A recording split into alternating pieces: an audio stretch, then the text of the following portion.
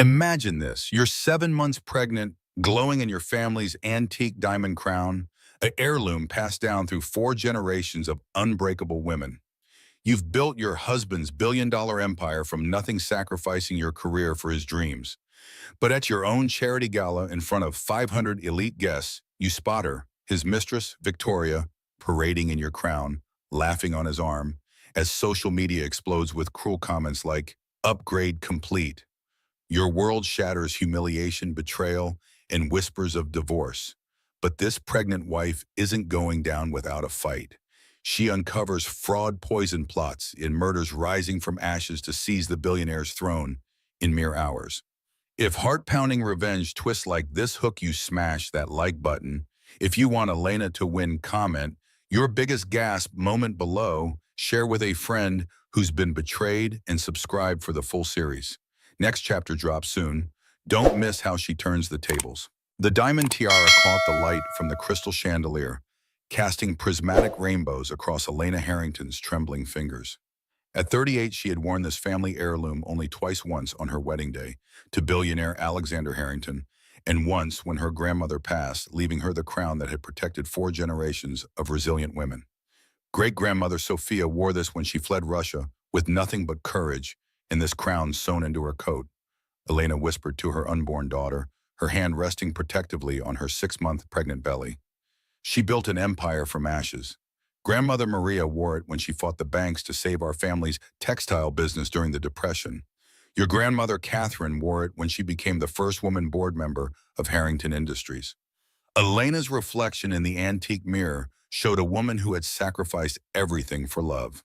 10 years ago, she had been a rising star in venture capital, her own portfolio worth millions. But when Alexander's tech empire needed her expertise and connections, she had dissolved her firm, channeling every resource and relationship into building his dream. Now Harrington Industries was worth $12 billion, and Elena was simply the billionaire's pregnant wife. The irony wasn't lost on her as she prepared for tonight's annual Children's Hospital Gala, an event she had organized for 8 consecutive years, raising over $50 million for pediatric cancer research. Her phone buzzed with last-minute vendor confirmations, seating chart adjustments, and auction updates. Even 7 months pregnant, Elena orchestrated events that rivaled royal weddings.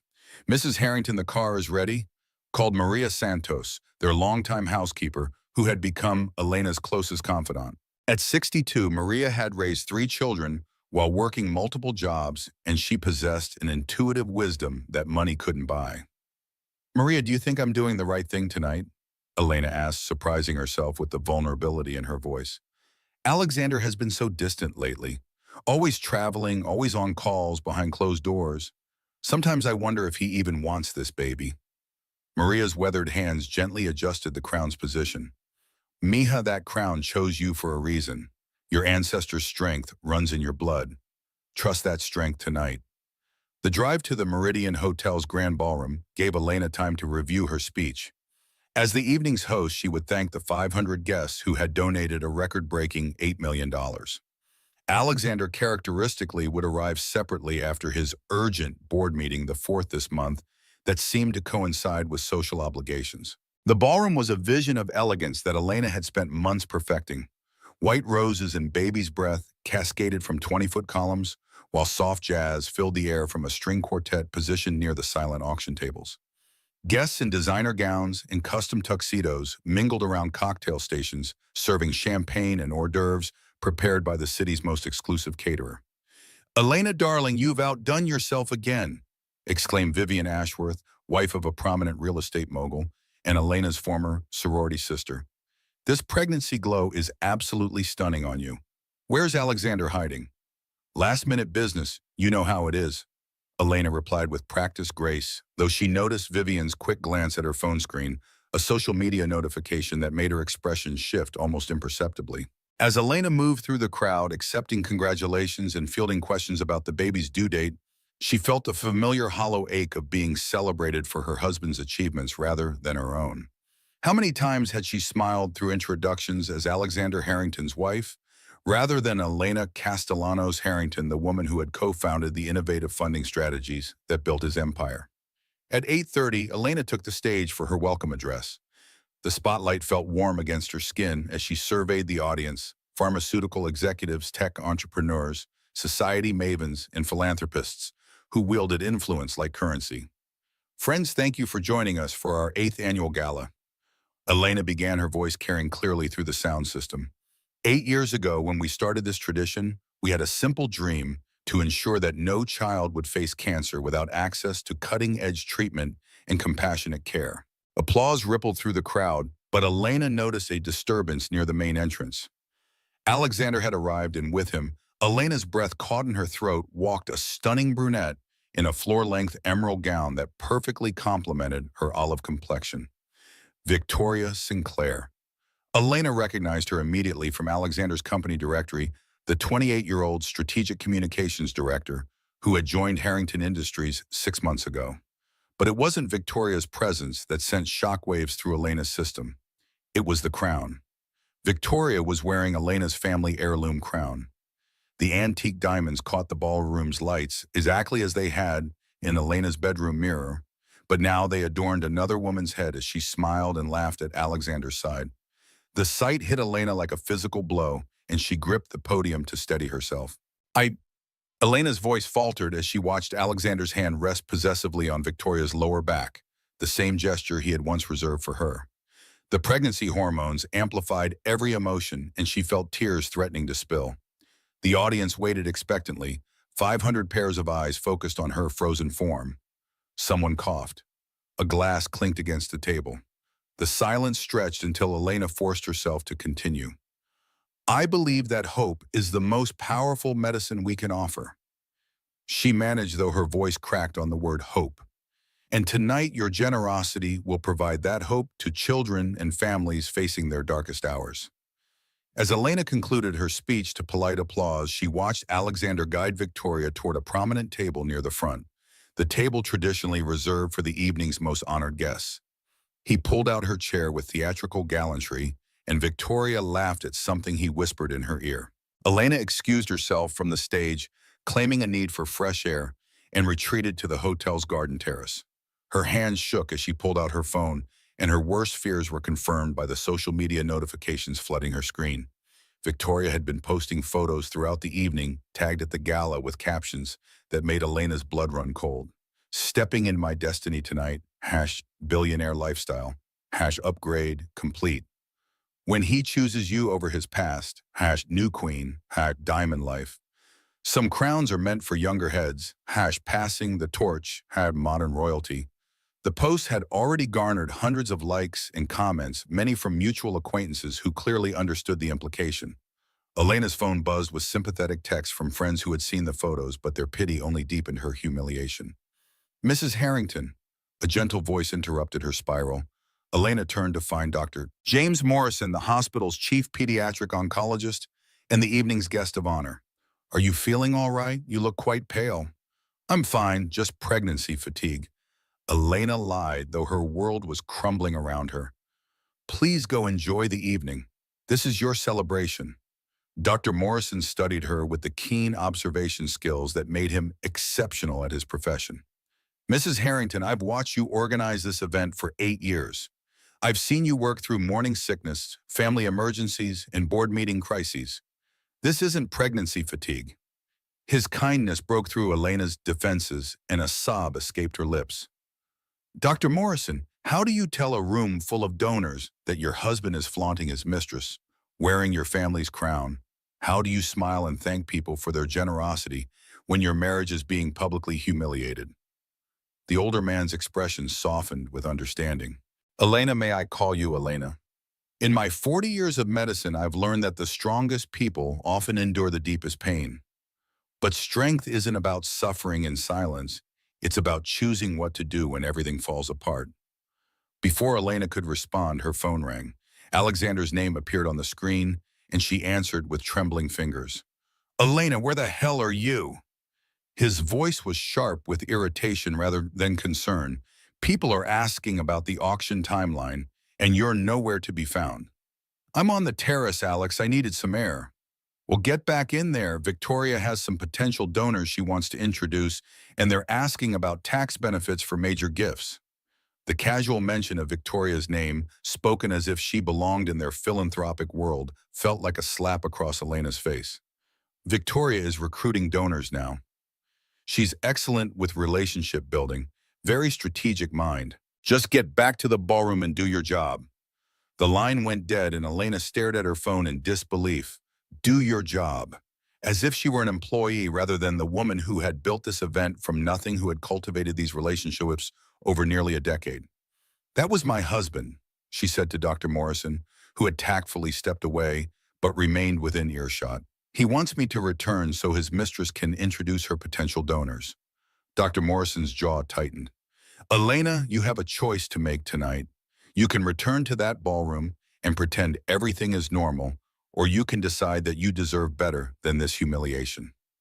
Elena looked down at her wedding ring, a 15-carat diamond that had once symbolized eternal love, but now felt like a shackle. Her hand moved to her pregnant belly, where her daughter was growing, and she thought about the legacy she wanted to leave her child. Morrison, would you do me a favor?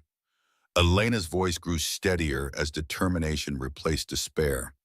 Would you please take over the auction portion of the evening? Tell the guests I had to step away due to pregnancy complications, but the show must go on for the children. Of course, but what will you do? Elena straightened her shoulders, channeling the strength of 4 generations of women who had worn the crown now gracing her husband's mistress. I'm going to remember who I was before I became Alexander Harrington's wife, and then I'm going to reclaim my crown. As Elena walked back toward the ballroom, she caught sight of Alexander and Victoria through the floor-to-ceiling windows.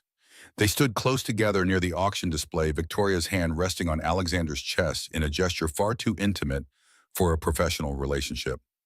The crown caught the light as she threw her head back in laughter, and Elena felt something fundamental shift inside her. She had spent 10 years building Alexander's empire, sacrificing her own ambitions and identity for their shared dreams. She had conceived his child, managed his household, and elevated his social standing through her connections and careful cultivation of their public image.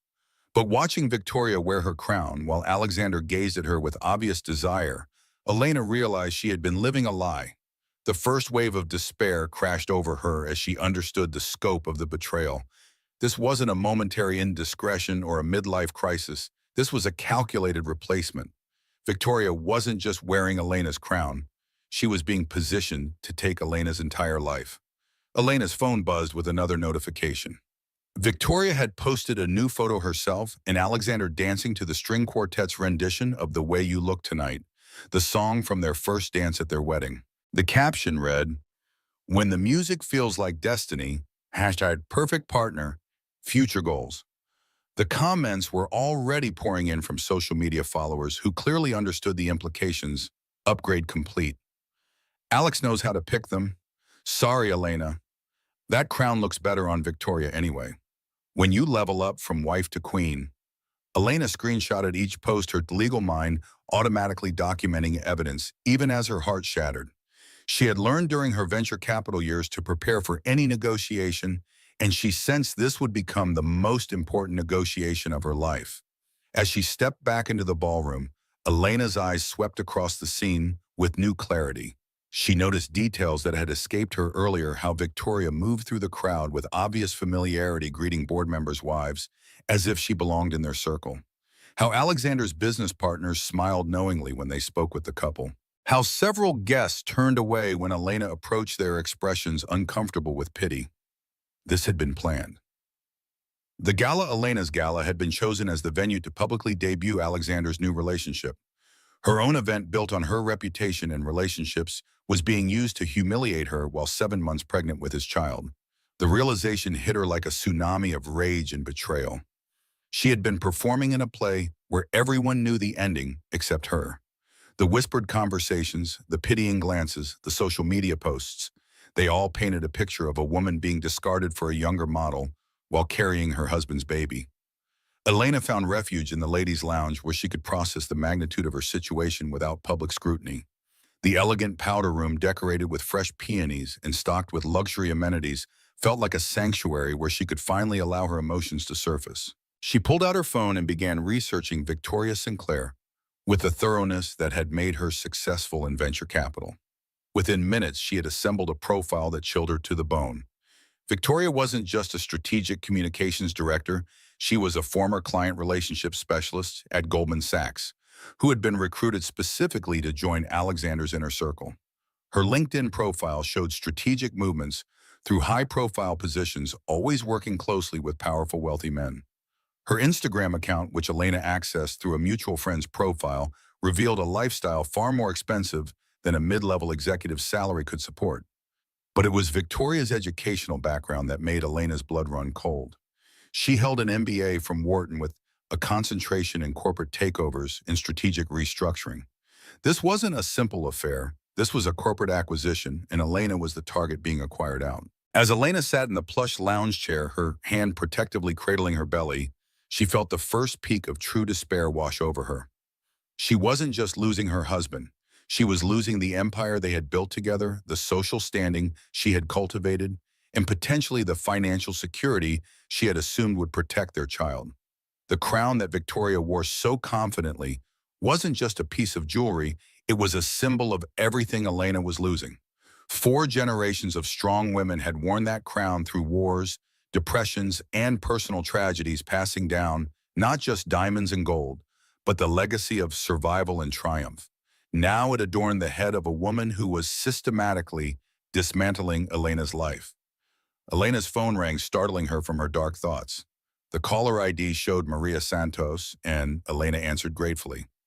Mija, I've been watching the news feeds from the gala. Maria's voice was tight with concern. Some of the society bloggers are posting photos that are very troubling. Are you safe? I'm safe, Maria, but everything else is falling apart. Elena's voice broke as she finally admitted the truth aloud. Alexander is flaunting his affair, and she's wearing grandmother's crown, the same crown that protected our family through 4 generations. Ay Dios mío, Maria whispered. Elena, you need to come home immediately.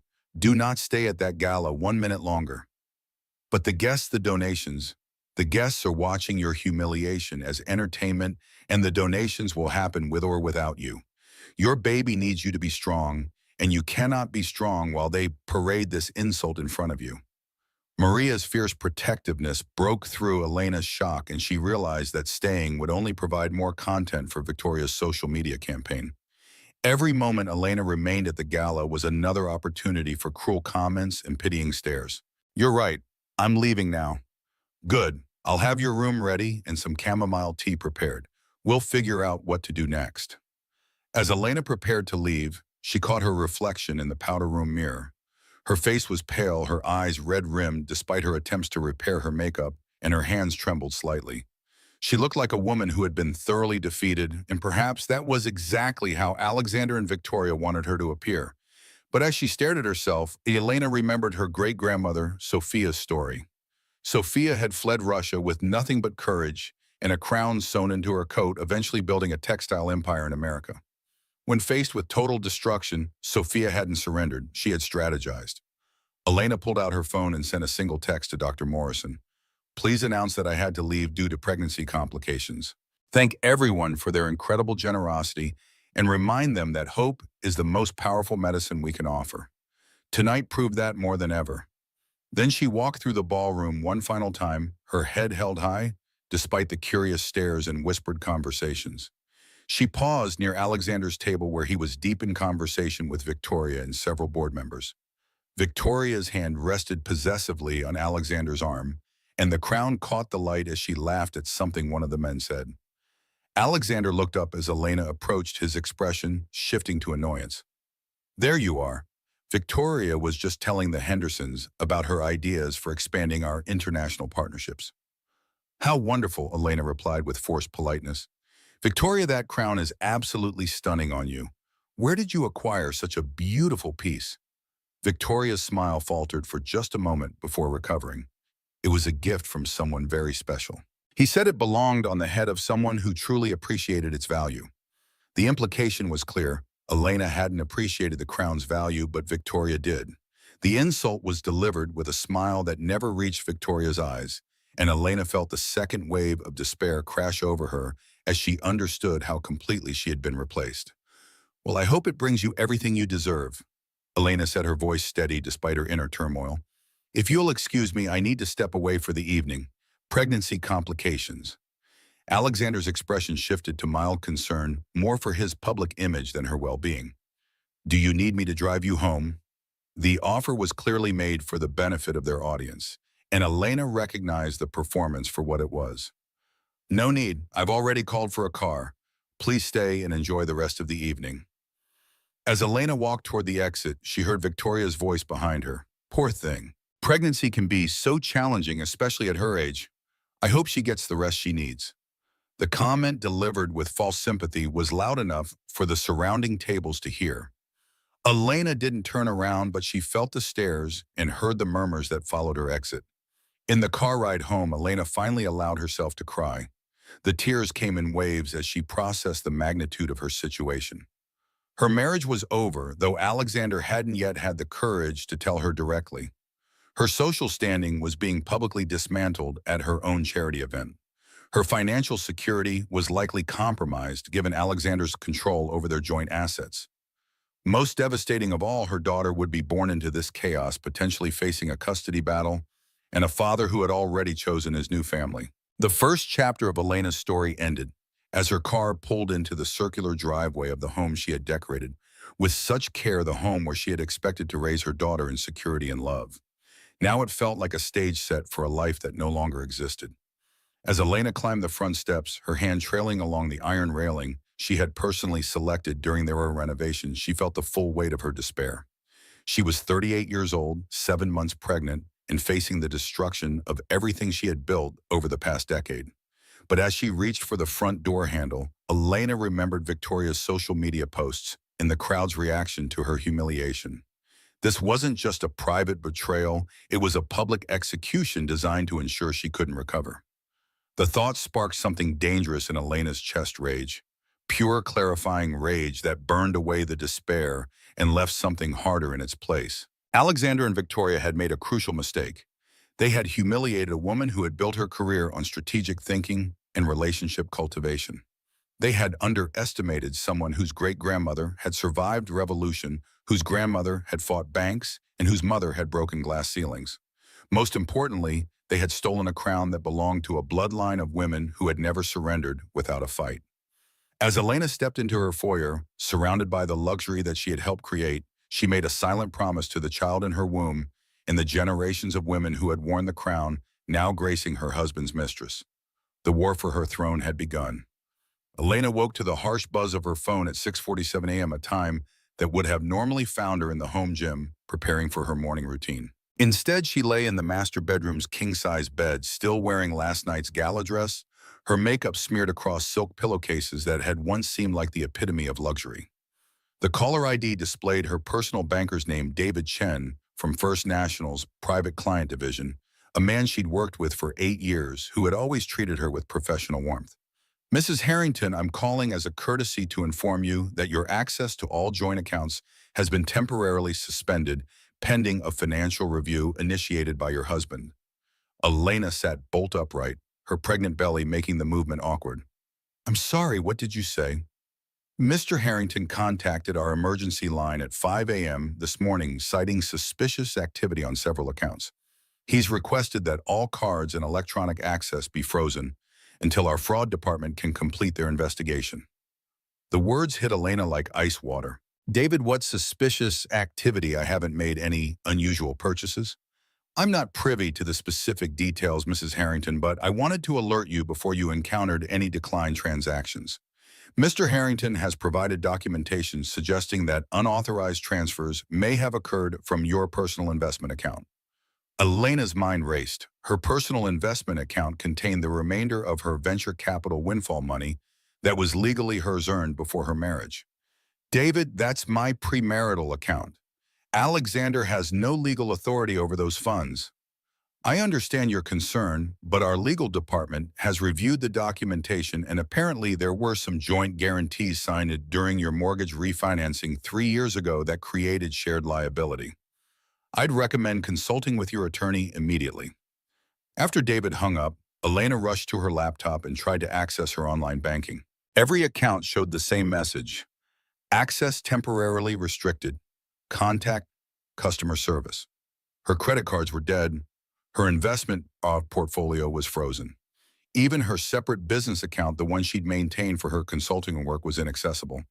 Elena called their shared attorney, Robert Mitchell, only to discover that Alexander had already secured representation for himself, and Mitchell was ethically bound to refer her elsewhere due to conflicts of interest. Elena, I can't provide legal advice given the circumstances, but I strongly recommend you contact Sarah Williams at Williams & Associates.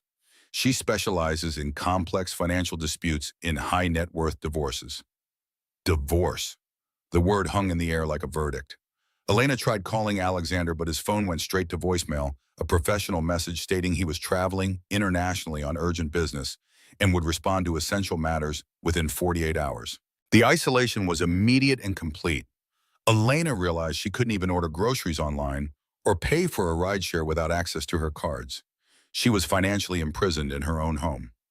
Maria arrived at 9 a.m. as usual, taking one look at Elena's appearance and immediately switching into protective mode. Mija, you look like you haven't slept. What has that man done now? Elena explained the situation while Maria prepared her breakfast with extra care: Greek yogurt with honey and fresh berries, whole grain toast, and the prenatal vitamins Elena had forgotten to take the night before. He's cut off all my money, Maria, ever messing. I can't even buy diapers for the baby. Maria's expression darkened. This is a classic move from powerful men. They cut off resources to force submission. My first husband tried the same thing when I threatened to leave him for hitting me. What did you do? I got creative, and I got angry. Maria's eyes flashed with remembered determination. Elena, you're not powerless. You're just thinking like a victim instead of a strategist. After Maria left to run errands using her own credit card, Elena began a systematic review of her situation. Her laptop contained years of correspondence, financial records, and business communications that painted a very different picture than the one Alexander was presenting to their banker. Elena had meticulously documented every contribution she'd made to building Harrington Industries. Her venture capital contacts had provided the seed funding for Alexander's first major expansion. Her relationships with tech executives had opened doors that would have remained closed to him. Her strategic insights had guided pivotal business decisions that generated billions in revenue. More importantly, she discovered email threads that chilled her to the bone. In a folder labeled Confidential Board Transitions, Elena found communications between Alexander and Victoria dating back 8 months long before Victoria's official hiring date. The emails detailed a sophisticated plan to restructure Harrington Industries' leadership while gradually marginalizing Elena's influence. One message from Victoria to Alexander, dated 4 months earlier, was particularly damning. Alexander, our timeline needs acceleration. Elena's pregnancy will generate sympathy that could complicate the transition. I recommend we move to phase 3 before she has the baby. The fraud allegations will need to be credible. I suggest we focus on the consulting payments and international transfers. Once her credibility is destroyed, we can position this as protecting the company from unstable leadership. Elena screenshotted the message with trembling hands. They hadn't just planned an affair. They had orchestrated a complete character assassination designed to destroy her reputation and legal standing. Another email from Alexander to Victoria revealed even darker intentions. I've reviewed the custody precedents with legal. If Elena's declared financially irresponsible or psychologically unstable, especially with documented pregnancy hormones affecting her judgment, we can argue for limited custody with supervised visitation. The child needs stability, not a mother having emotional breakdowns. Elena's hands shook as she realized they were planning to take her baby. This wasn't just about replacing her as Alexander's wife, it was about erasing her as a mother. She continued reading, discovering that Victoria had been researching Elena's background, her family's financial history, and even her medical records through connections at their shared healthcare provider. They knew about Elena's struggle with mild depression during her miscarriage 5 years earlier, and they planned to use it as evidence of mental instability. The second wave of despair hit Elena like a tsunami. She was facing a coordinated attack on every aspect of her life: financial, legal, social, and maternal. They had spent months preparing while she planned charity galas and decorated the nursery. Elena called Sarah Williams, the attorney Robert Mitchell had recommended, only to learn that Williams and Associates couldn't see her for 2 weeks due to their caseload. Mrs. Harrington, given the urgency of your situation, I'd recommend consulting with someone who can see you immediately. Financial freezes in high-asset cases require immediate response. Elena spent the rest of the morning calling attorneys only to discover that Alexander had somehow managed to create conflicts of interest with most of the city's top divorce lawyers. Either they had previously consulted with Harrington Industries on business matters, or they'd been contacted by Alexander's team about potential conflicts that made them unable to represent Elena. By noon, Elena was sitting in her kitchen, surrounded by legal pads covered with notes, feeling completely overwhelmed. Her phone rang a number she didn't recognize. Mrs. Harrington, this is Marcus Rodriguez from Castellanos and Associates. I believe we need to talk. The name sparked recognition. Marcus Rodriguez had been a senior compliance officer at Harrington Industries until his sudden resignation 6 months earlier. Elena remembered Alexander's vague explanation about all restructuring and mutual agreement, but she had been too focused on her pregnancy to probe deeper. Mr. Rodriguez, how did you get my number? Maria Santos gave it to me. She's my aunt. Elena, I left Harrington Industries because I discovered financial irregularities that I was ordered to ignore. When Maria told me what's happening to you, I realized they're using the same tactics they used to silence me. Elena's pulse quickened. What kind of irregularities? Can we meet somewhere private? This isn't a conversation for phones. An hour later, Elena met Marcus at a small cafe in a neighborhood far from her usual haunts. At 35, Marcus had the careful manner of someone who had learned to document everything and trust no one. He carried a leather portfolio that he placed on the table between them. Elena, Alexander, and Victoria have been planning this for at least a year. I have evidence of financial manipulation, bribery, and what I believe constitutes conspiracy to commit fraud.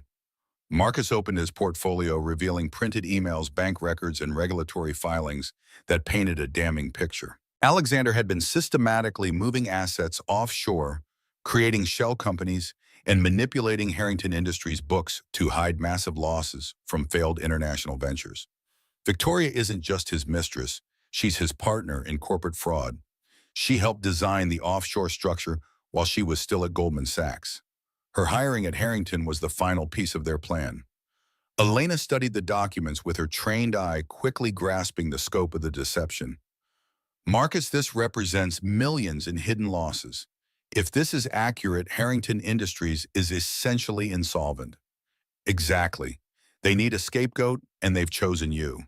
The suspicious activity that froze your accounts.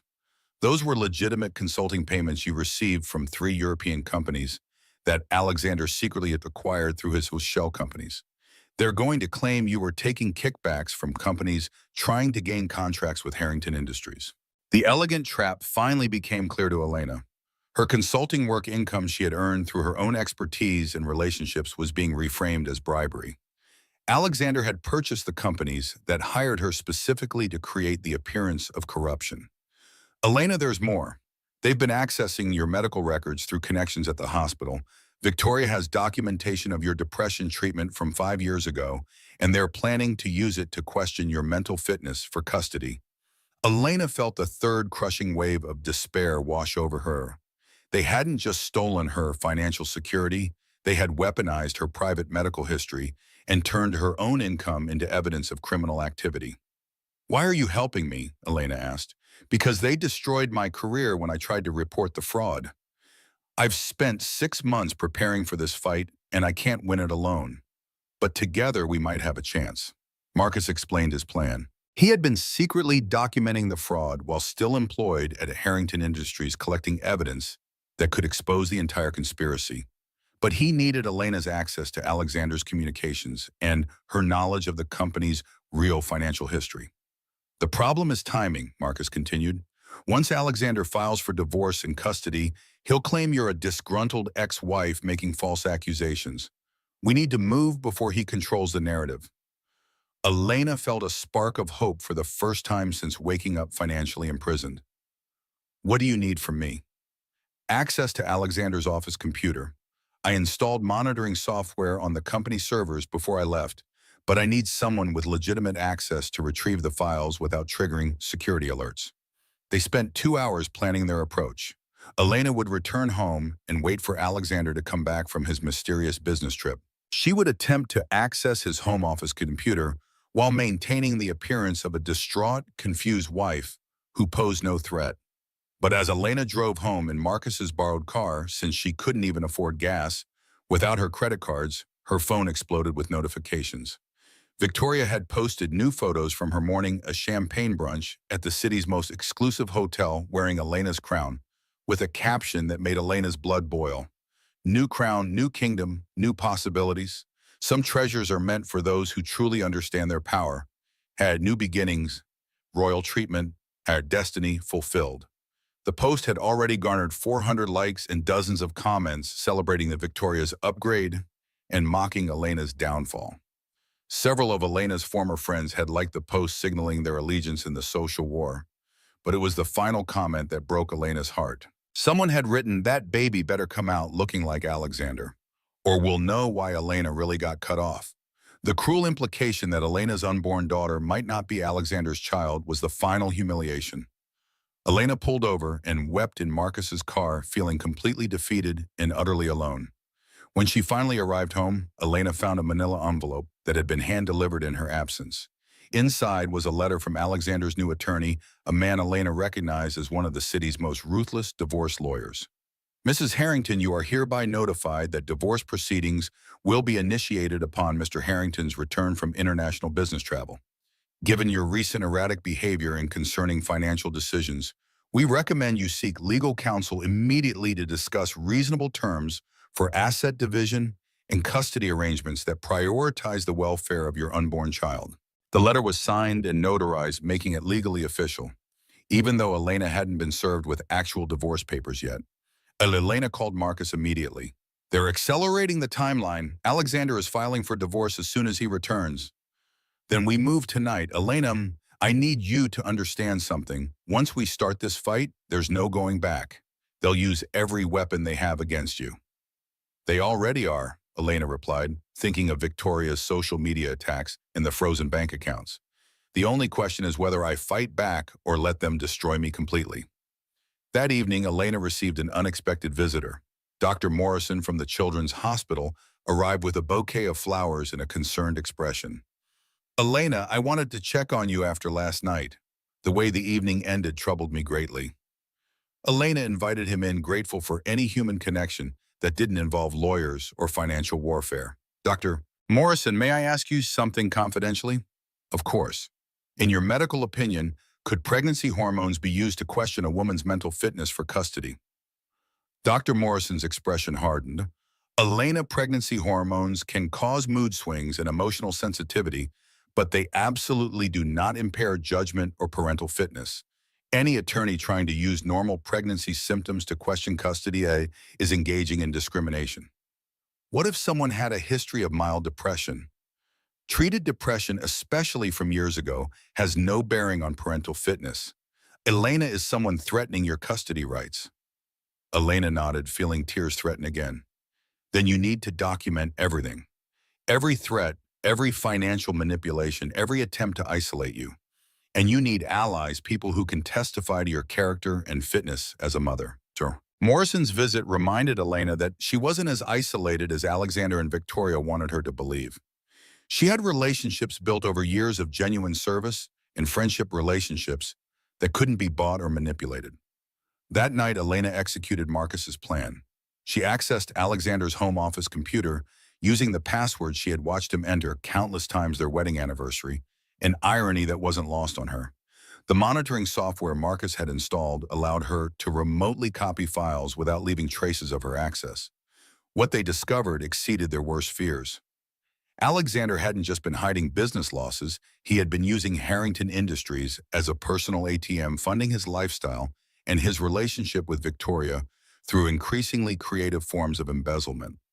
The offshore accounts contained over $50 million that should have belonged to company shareholders. Most damning of all, they found communications proving that Alexander had deliberately tanked several major deals to justify the company's declining performance, providing cover for his theft while positioning himself to blame external market forces.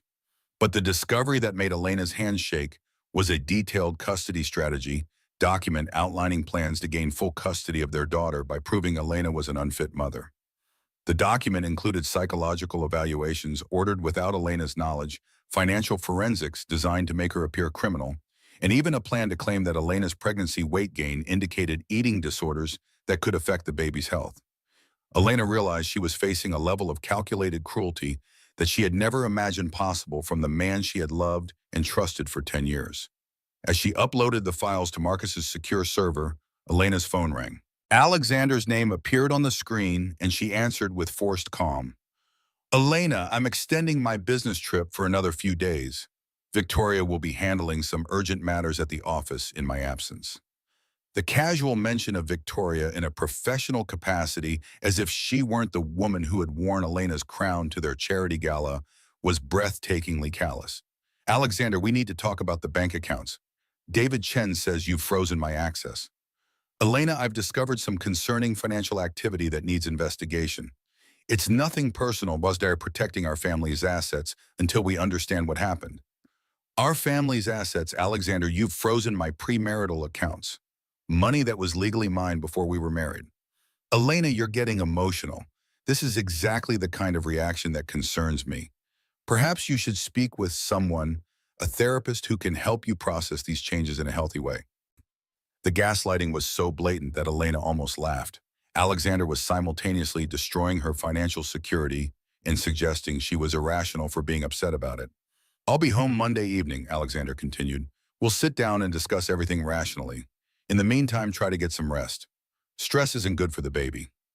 After he hung up, Elena sat in Alexander's office chair, surrounded by evidence of his betrayal, and felt a fundamental shift occur within her psyche. The despair was still there, but it was now accompanied by something much more dangerous: clarity. Alexander and Victoria had made one crucial miscalculation. They had assumed Elena would react with emotion rather than strategy. They had expected her to collapse under the pressure, making her easier to manipulate and discredit. Instead, they had handed her the motivation and evidence she needed to destroy them both. Elena opened her laptop and began typing a detailed timeline of every discovery, every threat, and every piece of evidence Marcus had provided. She was no longer thinking like a betrayed wife. She was thinking like the venture capitalist who had built an empire through careful analysis and strategic execution. The war for her throne had entered its second phase, and Elena was no longer fighting defensively. She was preparing to attack. Monday evening arrived with the artificial warmth of early autumn, the kind of deceptive calm that preceded storms. Elena had spent the weekend preparing for Alexander's return with the meticulous attention to detail that had once made her legendary in venture capital negotiations. She had documented every piece of evidence Marcus provided, created backup copies, stored in 3 separate secure locations, and established a timeline of events that clearly demonstrated the premeditated nature of Alexander and Victoria's conspiracy. Most importantly, she had practiced the performance of her life, the role of a confused, emotionally fragile pregnant wife who posed no threat to their carefully constructed plan. Elena positioned herself in the sunroom where she and Alexander had shared countless evening conversations about their future together. The space was decorated with photos from their travels, ski trips to Aspen, wine tours through Tuscany, romantic weekends in Paris where they had dreamed about the children they would raise together. Now those memories felt like evidence of her own naivety. At 7:30, Elena heard Alexander's car in the driveway. Through the window, she watched him exit his Tesla and retrieve an expensive leather weekend bag, a bag she had given him for their 5th anniversary. The irony of how many gifts she had purchased over the years with money that was now being used as evidence against her wasn't lost on Elena. Elena, I'm home, Alexander called as he entered through the front door. In the sunroom, she replied, keeping her voice soft and slightly strained, the tone of a woman who had been crying but was trying to maintain composure. Alexander appeared in the doorway looking refreshed and energetic, his skin tanned from what had clearly been more pleasure than business travel. He wore the confident expression of a man who believed he held all the advantages in an upcoming negotiation. How are you feeling? You look tired. Elena touched her belly protectively, a gesture that had become both instinctive and strategic. I haven't been sleeping well since the gala. Alexander, I need to understand what's happening with our accounts. I couldn't even buy groceries yesterday. Alexander sat in his favorite chair, the leather recliner positioned to catch the best evening light, and adopted the patient expression he typically reserved for explaining complex business concepts to less sophisticated partners. Elena, I know this is frustrating, but we've discovered some irregularities that require investigation. It's not personal, it's just prudent financial management. But the frozen accounts include my premarital investments, money I earned before we were married. Sweetheart, those accounts were used as collateral for some of our joint financial commitments. When questions arose about potential conflicts of interest with your consulting work, the bank had to freeze everything pending review. The way Alexander delivered the lie with such confident sincerity was masterful. Elena realized she was watching a performance by someone who had been practicing this conversation for weeks. Alexander, I'm confused about something else. At the gala, Victoria was wearing grandmother's crown. How did she get it? For the first time, Alexander's expression faltered slightly. Elena, you gave Victoria the crown. Don't you remember? You said it would look beautiful on her for the evening. The gaslighting was so audacious that Elena had to bite her tongue to prevent herself from responding with outrage. Alexander was trying to convince her that she had willingly given her family's heirloom to his mistress. I don't remember that conversation, Alex. Elena, that's exactly what concerns me. You've been having memory lapses and emotional episodes throughout this pregnancy. Last week, you forgot about the board meeting we discussed. 2 weeks ago, you couldn't remember where you put your car keys and accused Maria of moving them. Elena realized Alexander had been cataloging minor pregnancy-related forgetfulness to build a case for her mental instability. Every moment of normal pregnancy brain fog had been documented and weaponized. Alexander, are you suggesting I'm losing my mind? I'm suggesting that pregnancy hormones can affect judgment and memory, and we need to be careful about making important decisions right now.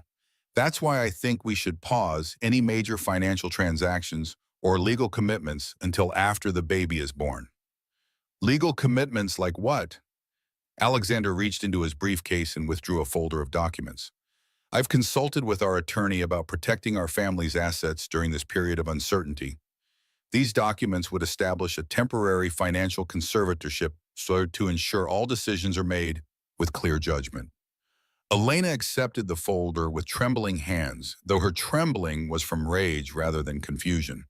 The documents were essentially a legal mechanism to declare her incompetent to manage her own financial affairs. Alexander, this would give you complete control over everything: my inheritance, my businesses, even my personal bank accounts. It's temporary, Elena, just until after the baby is born and you're feeling more like yourself. Elena realized this was the moment she needed to make a crucial decision. She could sign the documents and maintain her cover while gathering more evidence, or she could refuse and reveal that she understood the scope of his betrayal. I need time to review these papers, Alex. They're very complex. Of course. Take all the time you need. In the meantime, I've arranged for Dr. Patricia Holbrook to provide some counseling support. She specializes in pregnancy-related emotional issues. Elena recognized the name. Dr. Holbrook had been quoted in several custody cases where she provided expert testimony about maternal mental health. Alexander was building his case with professional documentation. I appreciate your concern, but I'm not sure I need counseling. Elena, refusing support when you're struggling is exactly the kind of concerning behavior I'm worried about. Victoria mentioned that you seemed disoriented at the gala, disappearing for long periods, talking to yourself, appearing confused about basic social interactions. The mention of Victoria as a credible witness to Elena's mental state was breathtakingly manipulative. Alexander was using his mistress's observations to question Elena's sanity. Victoria was paying attention to my behavior. She was concerned about you, Elena. Despite what you might think, Victoria genuinely cares about our family's well-being. Elena felt the first false security wash over her as she realized Alexander genuinely believed she was falling for his manipulation. His confidence was making him careless, providing information she could use against him. Alexander, I'm sorry I've been so emotional lately. You're right that the pregnancy has been affecting my judgment. Alexander's expression softened and Elena saw the relief in his eyes. He believed he was regaining control of the narrative. Elena, I know this is difficult, but I need you to trust me. Everything I'm doing is to protect our family. I understand, and I want to apologize for my behavior at the gala. I was feeling overwhelmed and I may have misinterpreted some innocent interactions. What kind of interactions? Elena forced herself to look embarrassed. I thought I saw you and Victoria being inappropriately close, but I realize now that I was probably just being paranoid due to pregnancy hormones. Alexander's relief was visible. Elena, Victoria, and I work closely together on several major projects. If my professional relationship with her has seemed concerning, I apologize. Perhaps I should have been more sensitive to how it might appear to someone feeling emotionally vulnerable. The way Alexander framed Elena's legitimate concerns as symptoms of emotional instability was a masterclass in psychological manipulation. But his comfort with the lie confirmed everything Marcus had discovered about the relationship's true nature. Actually, I was wondering if we might have Victoria over for dinner this week. I'd like to apologize for my coldness toward her and maybe get to know her better. Alexander's surprise was quickly replaced by enthusiasm. That's a wonderful idea, Elena. I think you'd really like Victoria once you get to know her personally.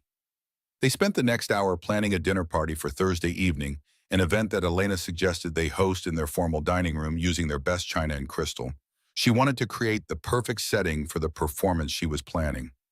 As they discussed menu options and guest lists, Elena felt a dangerous sense of false security settling over her.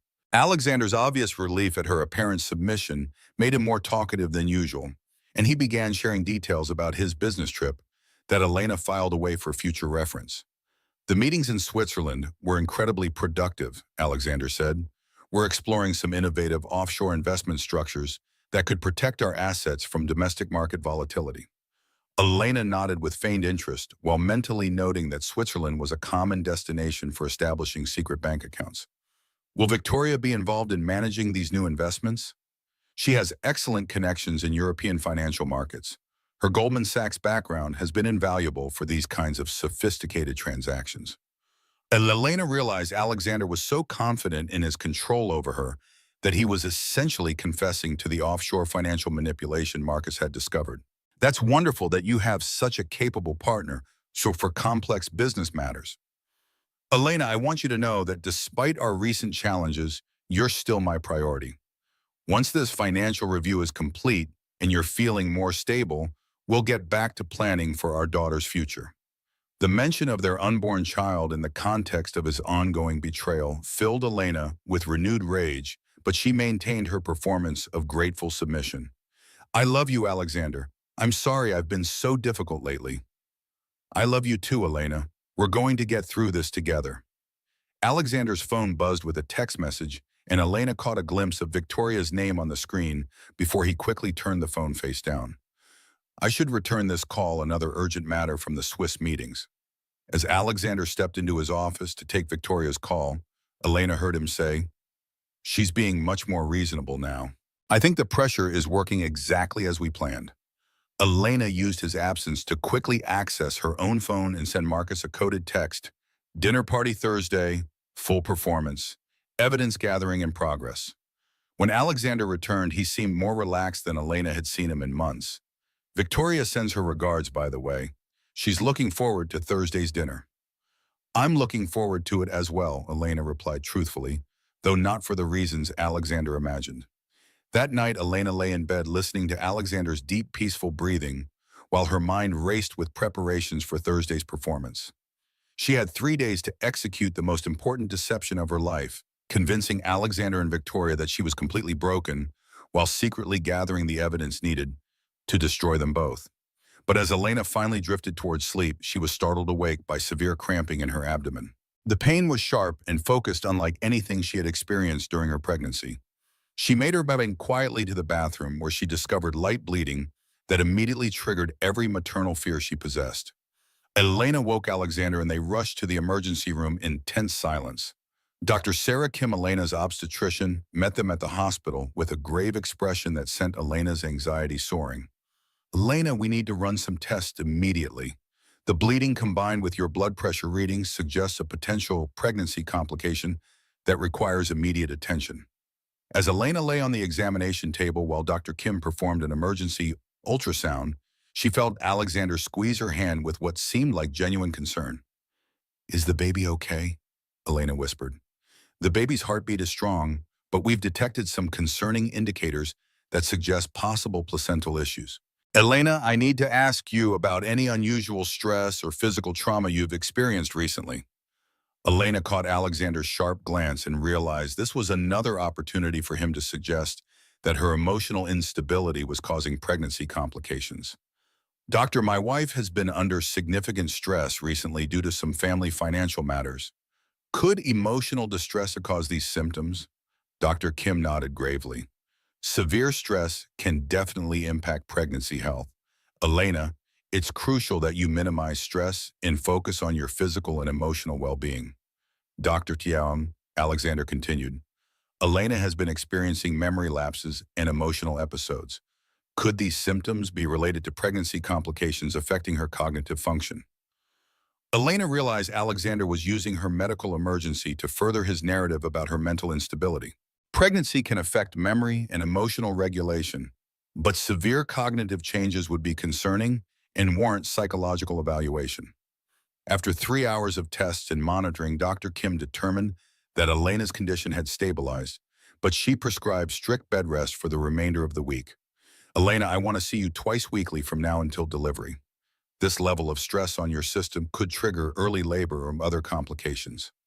As they drove home in the early morning hours, Alexander adopted a tone of loving concern that would have been convincing if Elena hadn't overheard his phone conversation with Victoria. Elena, this scare has made me realize how important it is that we eliminate all sources of stress from your life. I think we should postpone Thursday's dinner party and focus on your health. Elena recognized the tactical shift. Alexander was using her medical emergency to isolate her from any opportunities to gather evidence or build alliances. Actually, Alex, I think having a normal social evening might be exactly what I need. Dr. Kim said gentle activity and social connection could be beneficial as long as I'm not overexerting myself. Elena, I don't think hosting a dinner party qualifies as gentle activity. We could keep it very simple. Maybe just Victoria and one or two close friends. Maria could handle most of the preparation. Elena could see Alexander weighing his options. Canceling the dinner would disappoint Victoria, but allowing it to proceed gave Elena an opportunity he couldn't fully control. If you're certain you're feeling up to it, we could do something very low-key. I'm certain. I think getting to know Victoria better will help me feel more secure about your professional relationship. As they pulled into their driveway, Elena felt the complex mix of emotions that would define the next phase of her strategy. She was genuinely terrified about her pregnancy complications, but she was also grimly determined to use every available opportunity to expose Alexander and Victoria's conspiracy. The medical scare had provided an unexpected advantage. Alexander's guard was down because he believed Elena was too fragile and frightened to pose any threat. He had no idea that a frightened, fragile woman could be the most dangerous opponent of all. But as Elena settled into bed with strict instructions to rest and avoid stress, she received a text from an unknown number. We know what you're planning. Stop digging or lose everything, including your baby. Elena deleted the text immediately, but the message was clear. Alexander and Victoria knew she was investigating them, and they were prepared to escalate their threats to include her unborn child. The first major twist had arrived, and Elena realized she was no longer fighting just for her marriage, her money, or her reputation. She was fighting for her daughter's life. Thursday morning dawned gray and oppressive, with storm clouds gathering over the city like an ominous preview of the evening ahead. Elena sat in her bed, officially confined to rest, but secretly fine-tuning the most crucial performance of her life, when Maria burst through her bedroom door with an expression of barely contained fury. Mija, you need to see this immediately. Maria thrust her tablet toward Elena, displaying a legal document that made Elena's blood turn to ice. Alexander had filed for emergency divorce proceedings at 8 a.m., citing irreconcilable differences of responsibilities and concerns regarding spousal mental health affecting child welfare. The first catastrophic event had begun. There's more, Maria said grimly, scrolling to reveal additional documents. He's requesting temporary custody pending psychological evaluation of your fitness as a mother. They filed this while you were supposed to be resting under doctor's orders. Elena scanned the legal filing with growing horror. Alexander's attorney had painted a picture of a woman whose pregnancy had triggered severe mental instability, evidenced by paranoid accusations against her husband's professional associates, unexplained memory lapses, financial irresponsibility, and inability to manage basic household responsibilities. The filing included sworn statements from Dr. Patricia Holbrook, the psychiatrist Alexander had tried to arrange for Elena, stating that based on preliminary observations and spousal reports, Elena exhibited symptoms consistent with pregnancy-induced psychosis requiring immediate intervention.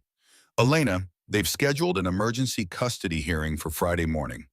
You have less than 24 hours to respond. But before Elena could fully process the magnitude of the first catastrophe, her phone rang with news that triggered the second devastating blow.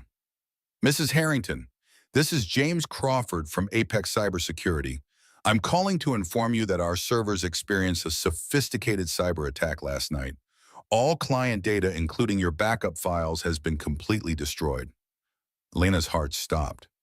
Marcus's evidence, 8 months of financial records, email communications, and proof of Alexander and Victoria's conspiracy had been stored on Apex's supposedly impenetrable servers. Mr. Crawford, and are you saying there's no way to recover the data? I'm afraid not. The attack used military-grade malware that didn't just delete files, it overwrote them multiple times to prevent any possibility of recovery. Mrs. Harrington, I have to ask, do you know anyone who might have wanted to target your specific data? Elena realized Victoria's cybersecurity expertise had been weaponized against her. Every piece of evidence that could have saved her in court had been eliminated with surgical precision. The second catastrophic event was complete. Elena tried calling Marcus, but his phone went straight to voicemail. She called his home office at Castellanos and Associates only to learn from his assistant that Marcus had been hospitalized after a severe car accident the previous evening. Mr. Rodriguez is in intensive care with multiple injuries, the assistant explained.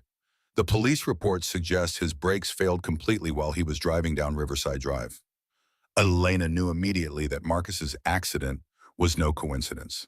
The timing just hours after the cyber attack destroyed their evidence proved that Alexander and Victoria were willing to use violence to protect their conspiracy.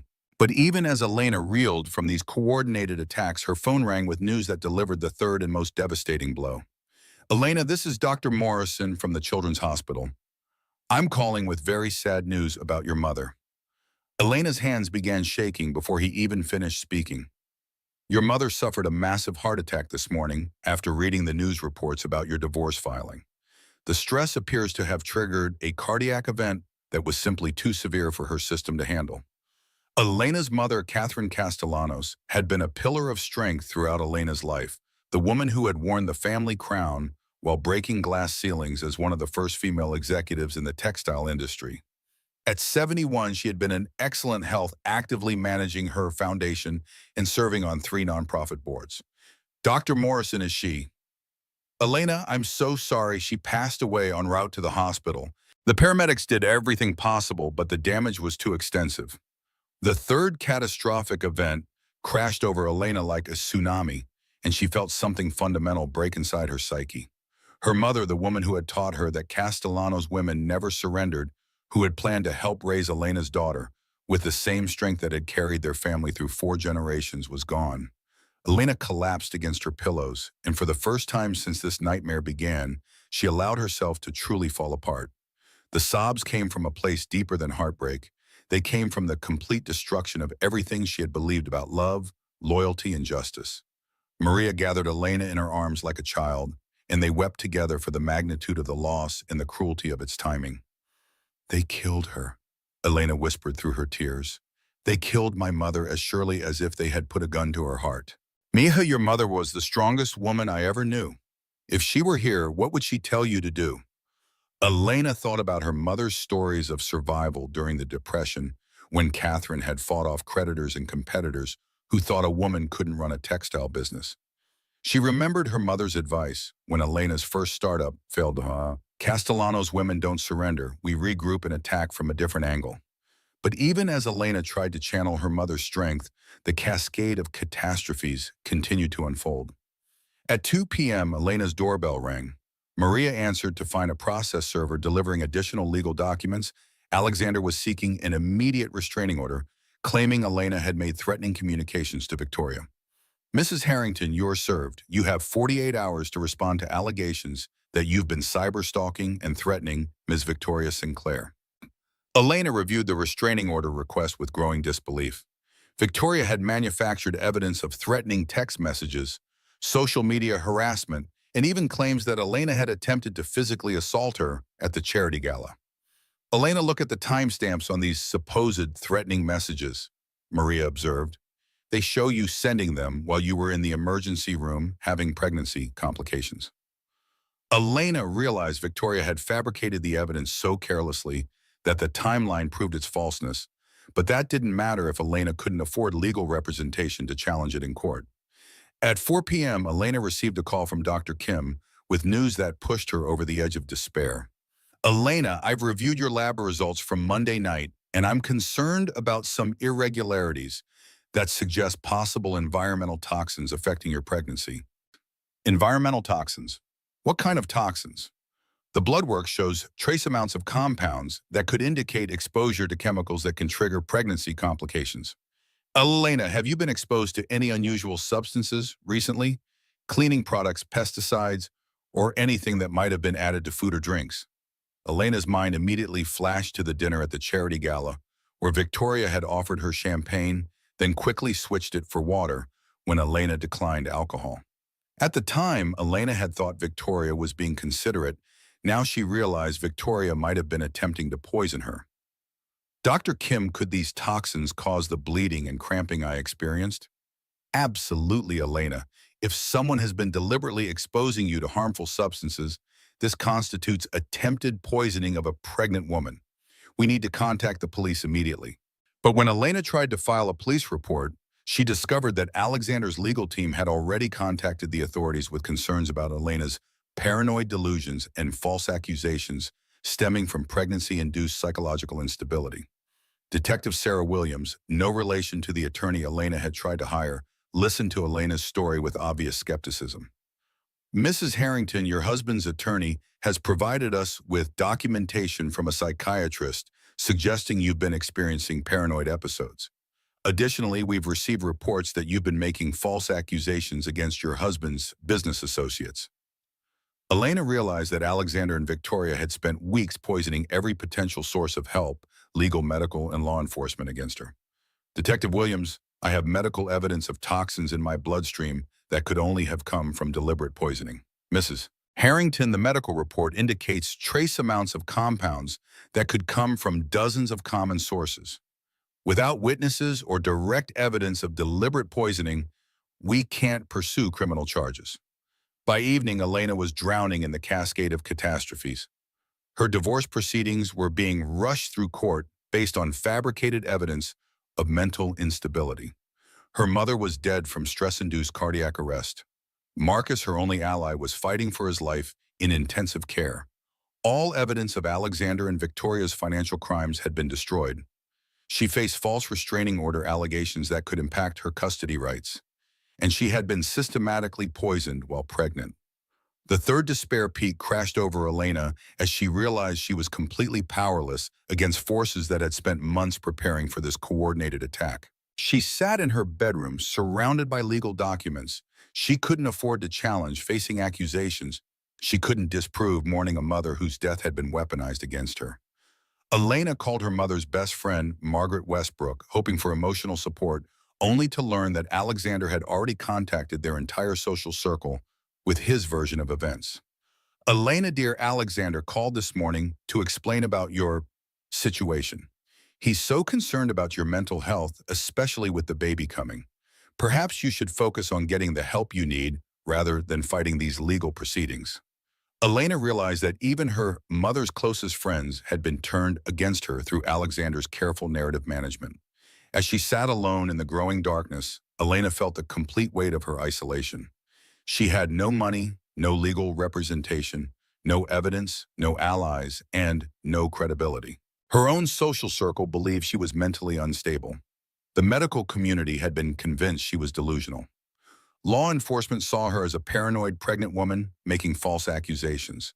Alexander and Victoria had systematically destroyed every possible avenue of support or escape.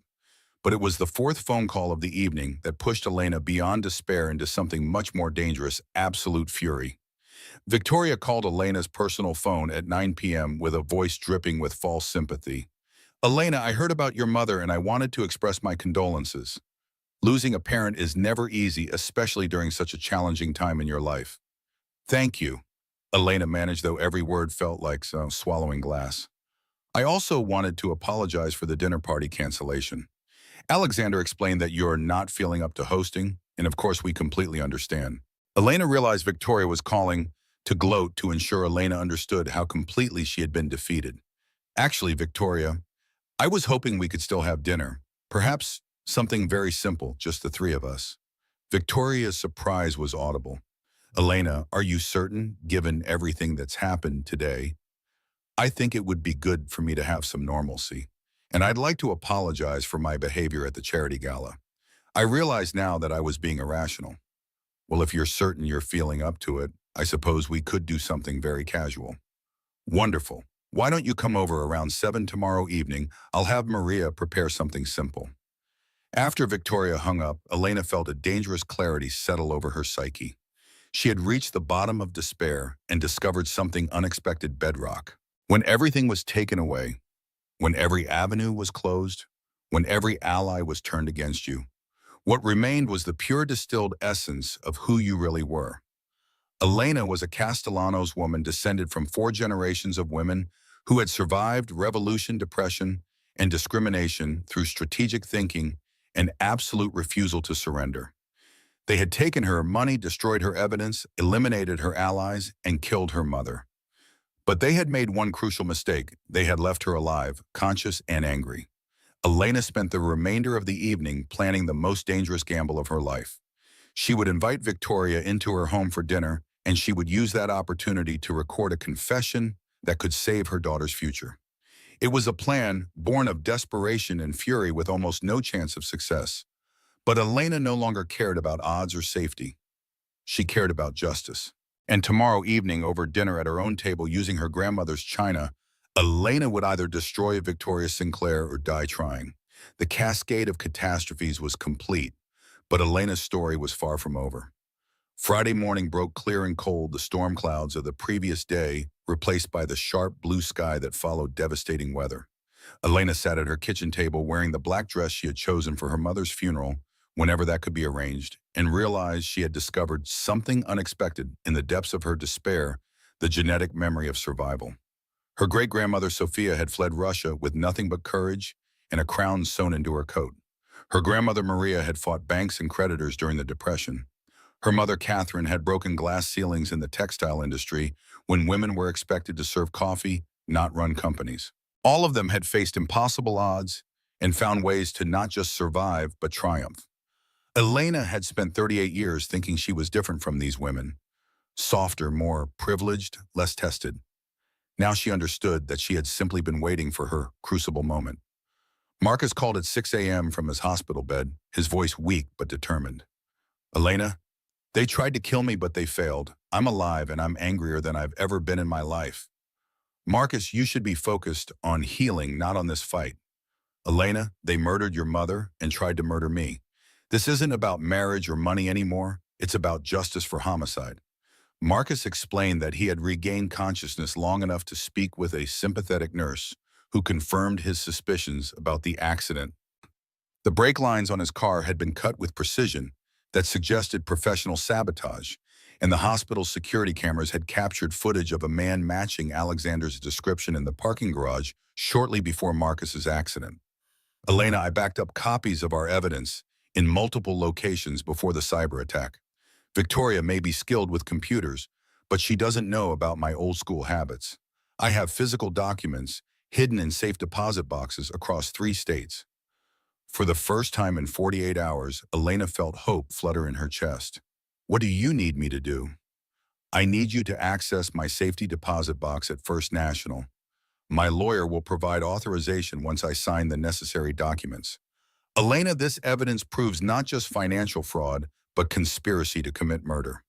While Marcus arranged legal authorization from his hospital bed, Elena received an unexpected ally in the form of Dr. Morrison, who called with information that could change everything. Elena, I've been reviewing your mother's medical records, and there are some irregularities that concern me greatly. What kind of irregularities? Your mother's autopsy revealed that she had been taking medication that wasn't prescribed by any of her doctors. Specifically, she had been given a medication that would dangerously amplify the cardiac effects of emotional stress. Elena's blood turned to ice. Morrison, are you saying someone was drugging my mother? I'm saying someone wanted to ensure that any significant emotional shock would trigger a fatal heart attack.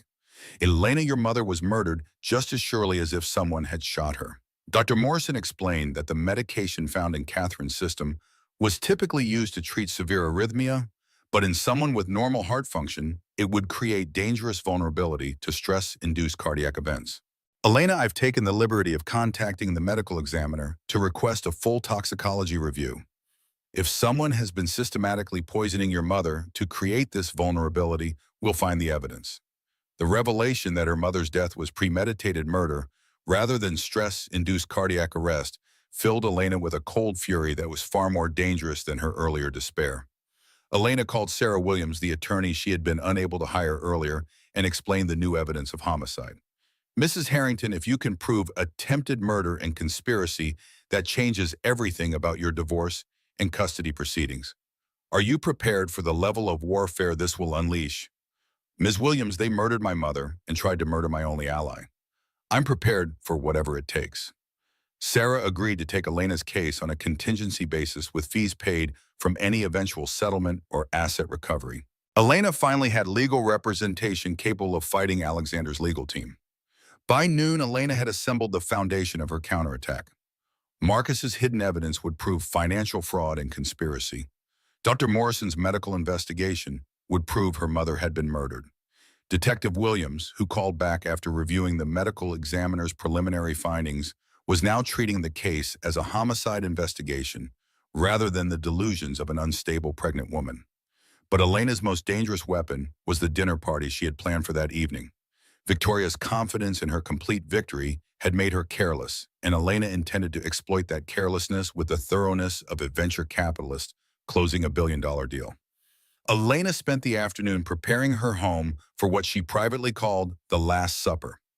She chose her grandmother's finest china, the Limoges set, that had been a wedding gift from the Castellanos family in 1943. She selected crystal glasses that had been blessed by 3 generations of family celebrations. She arranged flowers from her mother's garden white roses that Catherine had planted to bloom in September, as if she had known she wouldn't be there to tend them. Most importantly, Elena prepared the recording equipment that would capture Victoria's confession. Using the technical skills she had learned during her venture capital career, when recording investor meetings was standard practice, Elena installed tiny digital recorders throughout the dining room, kitchen, and living areas. Each device was voice-activated and capable of capturing crystal-clear audio that would be admissible in court. Maria arrived at 4 p.m. with groceries purchased using her own credit card, her expression grim with determination. Mija, I've been thinking about your great-grandmother's stories all night. Sophia once told me that the most dangerous predators assume their prey is helpless. They make mistakes when they think they have already won. Elena hugged Maria fiercely, drawing strength from the woman who had been more like family than employee for over a decade. Maria, tonight is going to be dangerous. If things go wrong, I need you to call Detective Williams immediately. Elena, if things go wrong, I'm calling Dr. Morrison, Detective Williams, and the FBI. These people have already committed murder. I'm not taking any chances with your life or your baby's life. At 6 p.m., Elena dressed carefully for dinner, choosing a maternity dress that was elegant but not threatening, the perfect costume for a woman who appeared to have surrendered completely. She wore the pearl necklace her mother had given her for her wedding, a tangible reminder of the woman she was fighting to avenge. Alexander arrived home at 6:30, his mood buoyant with the confidence of a man who believed he had achieved total victory. Elena, I'm impressed that you're feeling up to hosting dinner. Victoria is looking forward to getting to know you better. I'm looking forward to it as well, Elena replied truthfully. Victoria arrived at precisely 7 p.m. dressed in a stunning black cocktail dress that complemented the diamond earrings Elena recognized as another piece from her own jewelry collection. But it was the sight of Elena's family crown, worn casually as if it were Victoria's own possession, that ignited the cold fury Elena had been carefully controlling. Elena, thank you so much for inviting me. Your home is absolutely beautiful. Thank you, Victoria. I wanted to apologize for my behavior at the charity gala. I realize now that I was being completely irrational. Victoria's smile was radiant with triumph. Elena, pregnancy hormones can make us behave in ways that aren't typical. I completely understand. They moved to the living room for cocktails, sparkling water, for Elena champagne, for Alexander and Victoria. Lena watched Victoria's body language, carefully noting the proprietary way she touched Alexander's arm and the casual familiarity with which she moved through Elena's home. Victoria, Alexander tells me you have been instrumental in developing new international business strategies. I've been able to contribute some insights from my Goldman Sachs background. Alexander has been very generous in allowing me to implement some innovative approaches to asset management. Elena sees the opening. Asset management sounds so complex. I've never understood how international investments work. Victoria's pride in her financial expertise overrode her caution. It's really about understanding regulatory differences between countries. For example, certain offshore structures allow for asset protection that isn't available through domestic investments. That sounds sophisticated. Have you helped Alexander establish those kinds of protections? Alexander shot Victoria a warning glance, but Victoria was enjoying her role as the financial expert explaining concepts to the naive wife. We've explored several options for protecting assets from various forms of legal exposure. It's really just prudent financial planning. Elena felt the first threads of confession beginning to unravel as Victoria's ego overcame her discretion. Over dinner, Elena continued her careful questioning while maintaining the performance of a woman who was emotionally broken but intellectually curious. Victoria, I'm so grateful that Alexander has someone with your expertise helping him navigate these complex business matters. I never understood the financial side of his work. Elena, I hope you don't mind my saying this, but your lack of financial involvement probably contributed to some of the problems you've experienced recently. Elena saw Alexander tense slightly. Victoria was moving into dangerous territory. What kind of problems? Well, your consulting income created some concerning appearances that needed to be addressed. When someone receives payments from companies that later do business with their spouse's firm, it raises questions about potential conflicts of interest. Elena pretended to look confused. But those companies hired me based on my expertise, not because of Alexander's business. Victoria exchanged a glance with Alexander before continuing. Elena, those companies were actually subsidiaries of Harrington Industries. Your consulting income was essentially being paid by your husband's company, which created the appearance of money laundering. The admission was damning. Victoria had just confirmed that Elena's consulting clients were Alexander's shell companies, proving the deliberate nature of the financial trap they had constructed. I don't understand, Elena said, maintaining her performance of confused innocence. Are you saying Alexander controlled the companies that hired me? Victoria's confidence made her careless. It's more complex than that, but essentially yes. The offshore structure allowed us to channel funds through various entities for legitimate business purposes. Elena felt the recording devices capturing every word as Victoria essentially confessed to conspiracy and financial fraud. But it was during dessert that Victoria made the mistake that would ultimately destroy her. Elena had prepared her mother's famous chocolate souffle, a recipe that required precise timing and had been Catherine's signature dessert for decades. As they enjoyed the dessert, Elena spoke wistfully about her mother's cooking. I'm going to miss my mother's recipes. She had such talent in the kitchen. Victoria's response revealed the depth of her calculated cruelty. Elena, I hope you don't mind my asking, but was your mother's heart condition something you were aware of? It must have been such a shock for it to happen so suddenly. Elena forced her voice to remain steady. She didn't have a heart condition. The doctors said it was completely unexpected. Really, because I understood she had been taking medication for cardiac issues for several months. Alexander shot Victoria a sharp warning look, but Victoria continued, apparently enjoying Elena's obvious pain. I only mention it because Alexander was so concerned about the stress you were putting on your mother with your emotional episodes. He felt terrible that family drama might have contributed to her health problems. Elena realized Victoria was confessing to knowledge of her mother's medication that Dr. Morrison had confirmed was never prescribed by any legitimate doctor. Victoria, how did you know my mother was taking heart medication? Victoria's pause was barely perceptible, but Elena caught the moment of calculation before she responded. I believe Alexander mentioned it when he was discussing his concerns about your family's reaction to your recent difficulties. Elena looked at Alexander, whose face had gone pale. Alex, I don't remember you mentioning that Mom was taking heart medication. Elena, Alexander struggled to find an explanation that wouldn't incriminate him further. Victoria stepped in smoothly. Elena, the important thing is that your mother isn't suffering anymore. Sometimes these sudden cardiac events are actually merciful compared to prolonged illness. The casual dismissal of Catherine's death as merciful, while simultaneously revealing knowledge of medication that proved premeditated murder, filled Elena with such rage that she had to grip her napkin to prevent her hands from shaking. But Elena maintained her performance, even as she felt the weight of evidence building against her tormentors. You're right, Victoria. I suppose I should be grateful that she didn't suffer. As the evening progressed, Victoria's confidence led her to reveal increasing details about the conspiracy. She discussed the timeline of Alexander's divorce planning, the coordination with Dr. Holbrook's psychiatric evaluations, and even the strategic timing of the custody filing to coincide with Elena's medical emergency. Elena, I hope you understand that everything Alexander has done has been motivated by concern for your well-being and the baby's safety. When someone's judgment is compromised by pregnancy hormones and emotional instability, sometimes difficult decisions have to be made for their own protection.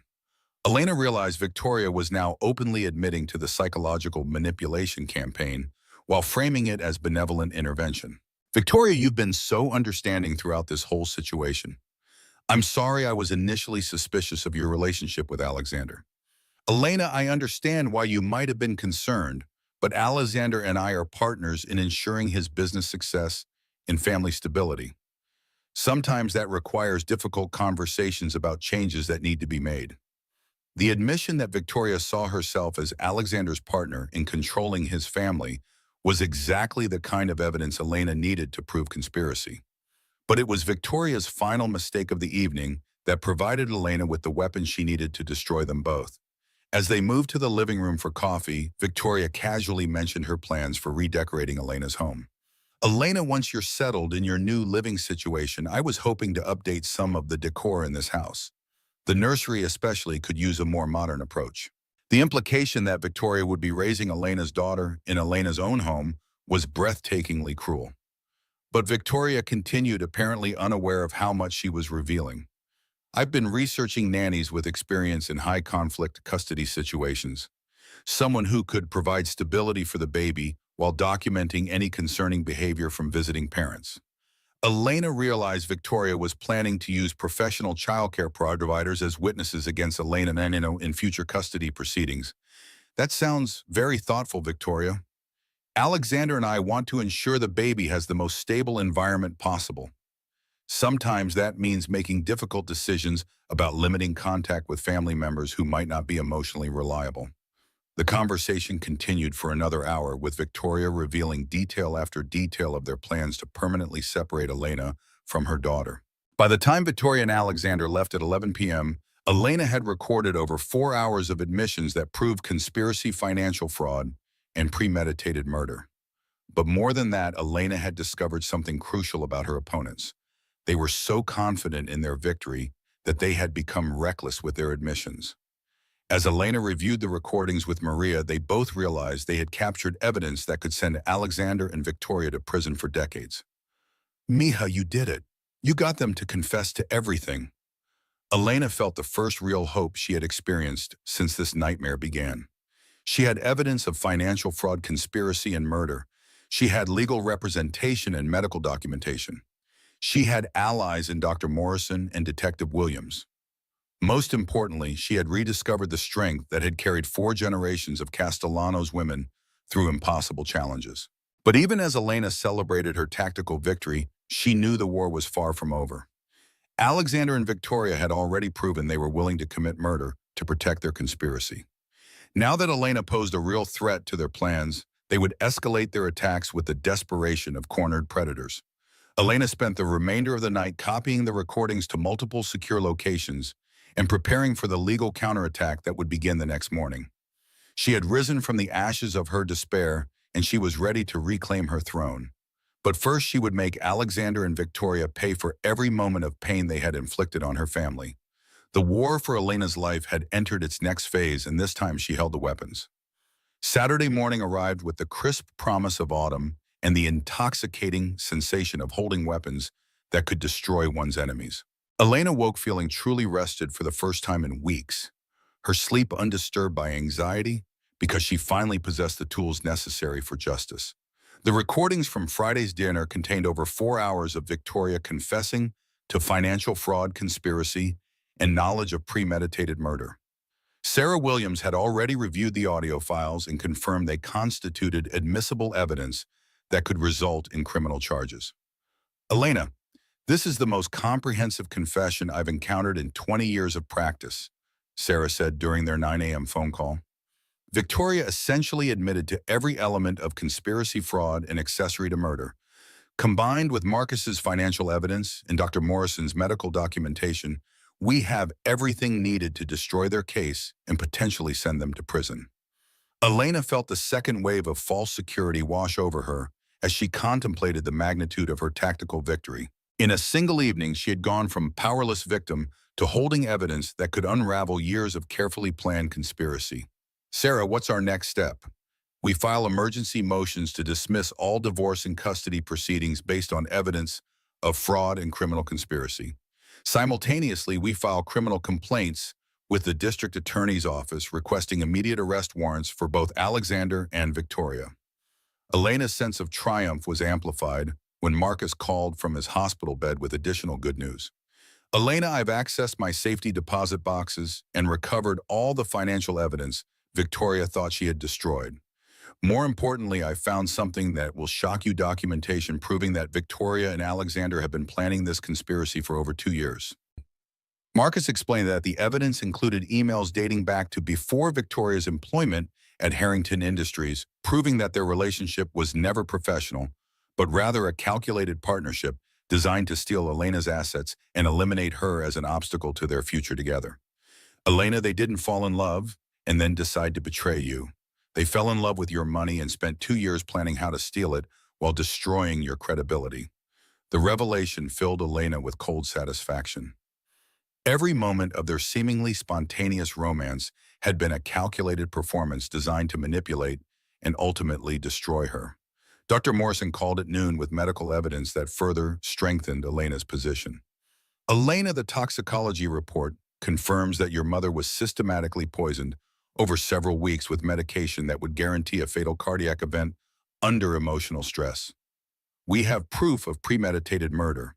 Detective Williams followed up with news that Alexander's arrest warrant would be issued Monday morning, along with warrants for Victoria as an accessory to murder and conspiracy.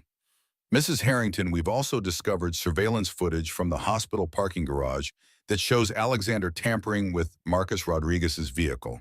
We have evidence of attempted murder as well as successful homicide.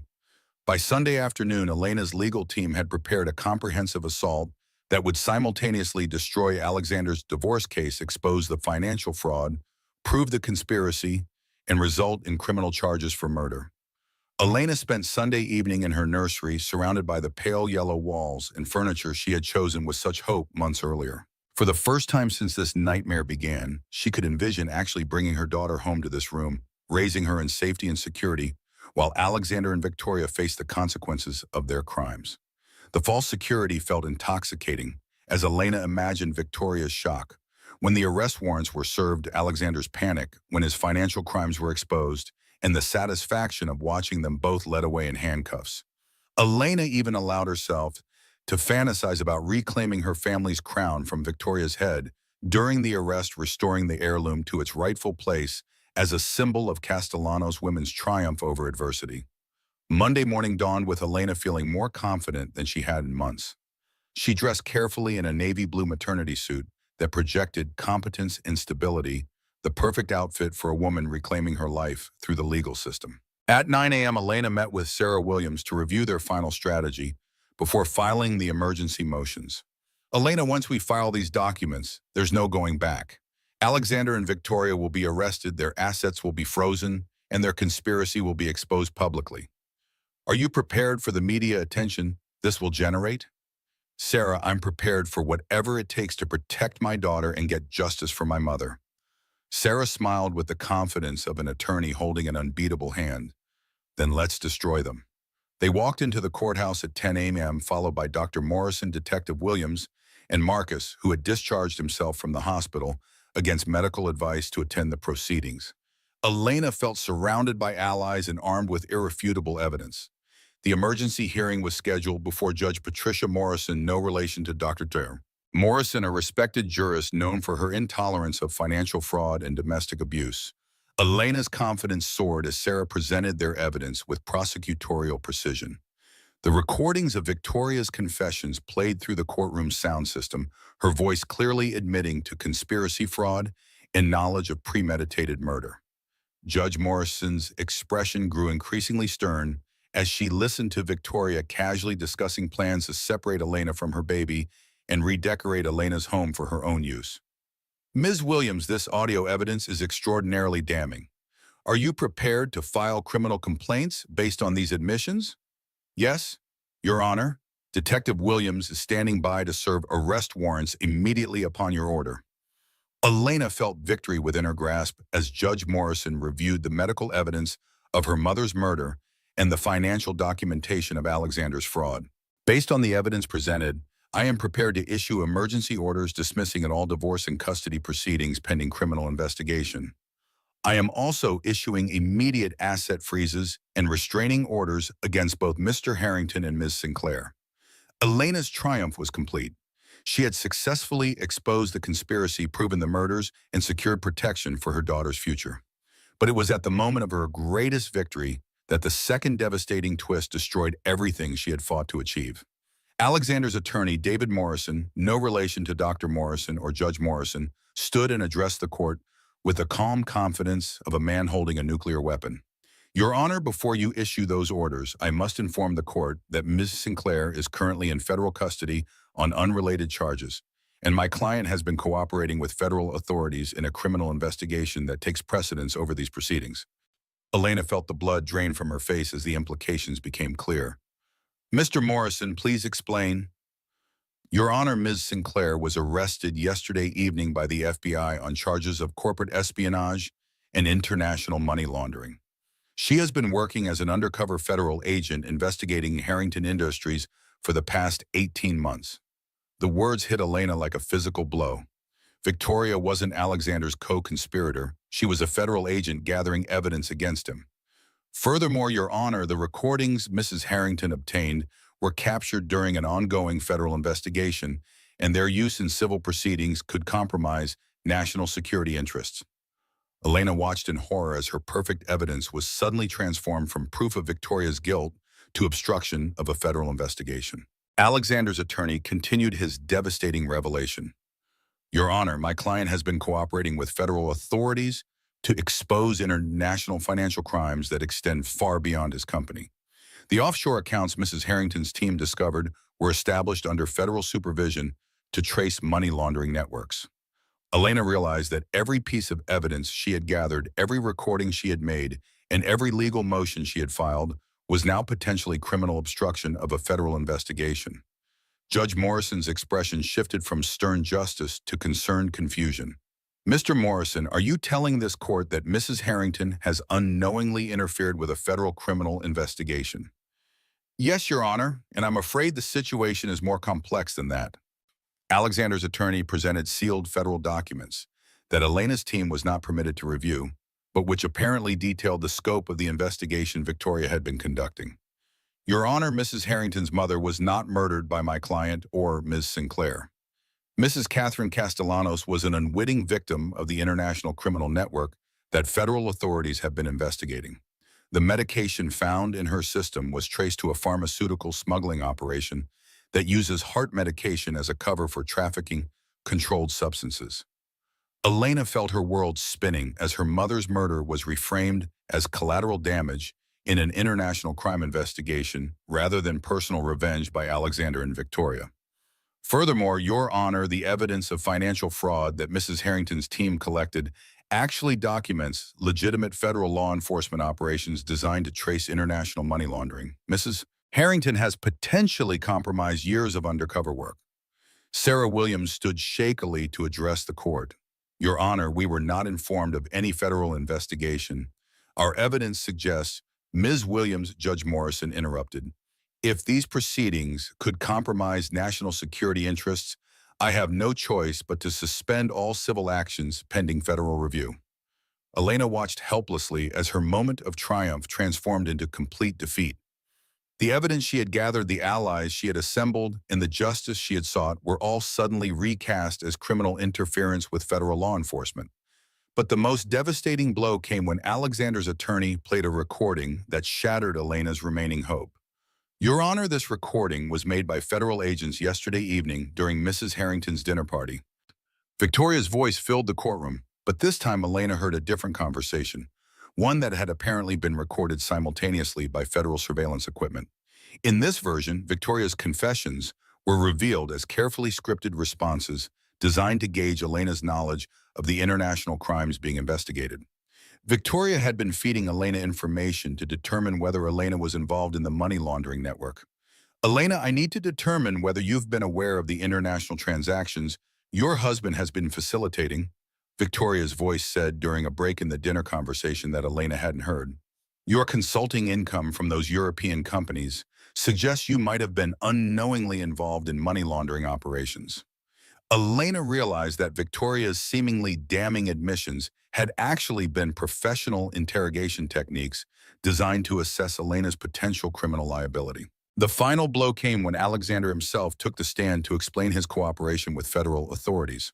Your Honor, I discovered 18 months ago that Harrington Industries was being used by international criminals to launder money through our European subsidiaries. When I contacted federal authorities, they asked me to maintain the appearance of normal operations while their undercover agent gathered evidence. Alexander's voice carried the pain of a man forced to deceive his pregnant wife for national security purposes. I was ordered to limit my wife's access to company financial information to prevent her from inadvertently compromising the investigation. The asset freezes in divorce proceedings were cover stories designed to explain my behavior without revealing the federal investigation. Elena felt the complete destruction of her understanding of reality as Alexander continued his testimony. Your Honor, my wife's pregnancy made it impossible to involve her in the deception. Federal agents advised that the stress of knowing about the investigation could harm both Elena and our unborn child. The decision was made to maintain operational security until the investigation concluded. Judge Morrison reviewed the federal documents with obvious concern. Mr. Harrington, are you telling this court that your apparent betrayal of your wife was actually service to your country? Yes. Your Honor, Agent Sinclair and I maintained the appearance of an affair to explain her presence in my social circles and her access to company information.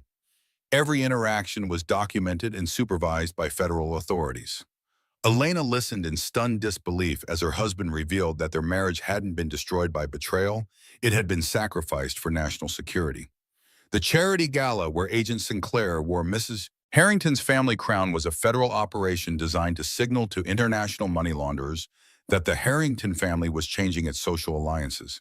Agent Sinclair wore the crown to establish credibility with targets who interpret such symbols as evidence of serious commitment to criminal partnership.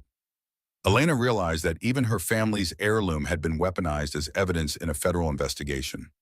The hearing concluded with Judge Morrison ordering all civil proceedings suspended pending federal review, all evidence sealed under national security provisions, and all parties barred from discussing the case publicly. Elena walked out of the courthouse in a daze, her complete victory transformed into a total defeat through a twist she could never have anticipated. Sarah Williams looked as devastated as Elena felt.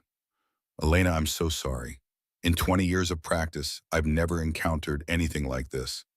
Elena sat in her car in the courthouse parking garage, surrounded by the wreckage of her carefully planned assault on Alexander and Victoria. Every piece of evidence she had gathered was now classified. Every ally she had assembled was potentially guilty of obstructing justice. Every moment of triumph had been revealed as delusion. But the most devastating realization was that Alexander might actually be telling the truth. If he had been cooperating with federal authorities for 18 months, then his behavior, the late nights, the secretive phone calls, the emotional distance, wasn't betrayal but patriotic service. If Victoria was a federal agent, then her presence in their lives wasn't home-wrecking, but law enforcement. If the international criminal network was real, then Elena's mother might have been murdered by unknown enemies rather than her own family. Elena's phone rang with a call from an unknown number. "Mrs. Harrington, this is Agent Sarah Martinez from the FBI. We need to speak with you immediately about your potential involvement in international money laundering operations." Elena realized that her fight to prove Alexander and Victoria's guilt had resulted in making herself a suspect in federal crimes. The second devastating twist was complete, and Elena found herself in a position worse than where she had started. She was no longer just a betrayed wife fighting for custody. She was potentially a criminal defendant in a federal investigation that could result in decades in prison.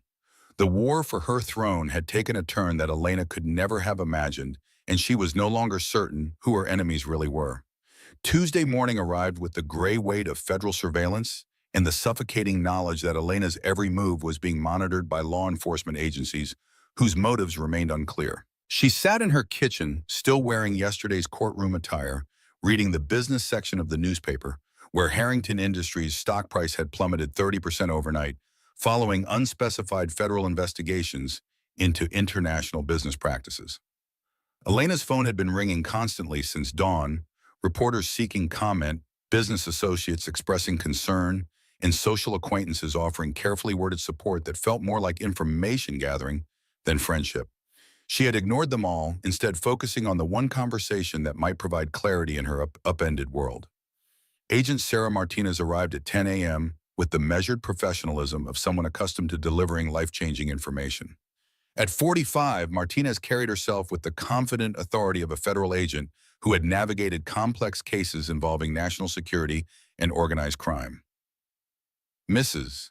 Harrington, I need to clarify some misconceptions about your situation." Elena poured coffee with hands that shook slightly, though she wasn't sure if the trembling was from fear or anger. "Agent Martinez, yesterday I learned that my husband might be a federal informant. My mother's murder might be connected to international crime, and my efforts to seek justice might constitute federal obstruction. I'm not sure I can handle any more revelations." Martinez studied Elena with the keen observation skills of an investigator trained to detect deception. "Mrs. Harrington, your husband is not a federal informant. Agent Sinclair is not investigating international money laundering. And your mother was not killed by foreign criminals." The words hit Elena like ice water. "Agent Martinez, yesterday in court." Yesterday in court, Mr. Harrington's attorney presented fabricated federal documents and made false claims about FBI operations to obstruct your legal proceedings. Elena felt reality shift again, leaving her dizzy with the implications. "Are you telling me that Alexander lied about cooperating with federal authorities?" "I'm telling you that there is no federal investigation of Harrington Industries. Agent Sinclair does not exist in FBI records, and the documents presented in court yesterday were sophisticated forgeries." Elena sank into her kitchen chair as she realized the scope of Alexander's deception had reached levels she hadn't imagined possible. "However," Martinez continued, "your recordings from Friday evening have provided evidence of actual federal crimes that we are now investigating." Elena looked up hopefully. "So the evidence I gathered is valid?" "Mrs. Harrington, the conspiracy you uncovered is real, but it's more extensive than you realized. Victoria Sinclair is not a federal agent. She's an international financial criminal who has been using similar schemes to defraud wealthy families across 3 countries." Martinez opened her briefcase and withdrew a folder containing photographs and documents that painted a chilling picture of Victoria's true background. Victoria Sinclair is actually Victoria Chen, a former Goldman Sachs employee who was terminated for embezzlement 3 years ago. She has been operating sophisticated financial fraud schemes, targeting wealthy families typically by seducing married men and gradually gaining access to their assets. Elena studied photographs showing Victoria with different identities in different countries: Victoria Laurent in France, Victoria Romano in Italy, Victoria Smith in England, each time photographed with wealthy men who had subsequently lost significant assets to mysterious financial complications. "Elena, your husband didn't fall in love with a strategic communications director.